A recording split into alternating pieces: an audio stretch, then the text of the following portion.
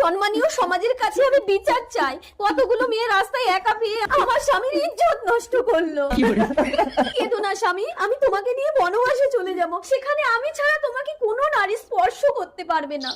দেখ দেখ, জঙ্গলে একটা পুরুষ। শোন, আমি মায়াবী ছল করবো আর আমি ওর স্বামীকে কিডন্যাপ করবো। ও বউ, দেখো জঙ্গলে একটা কি সুন্দর নারী, আমি নেব। আমি তো আছি স্বামী। না, তোমাকে আর ভাল লাগে না। এটা মহা শক্তিশালী বউগন্ডি, তুমি এর বাইরে যাবে না। আমি এক্ষুনি ওই সুন্দরী নারীকে ধরে আনছি তোমার কাছে।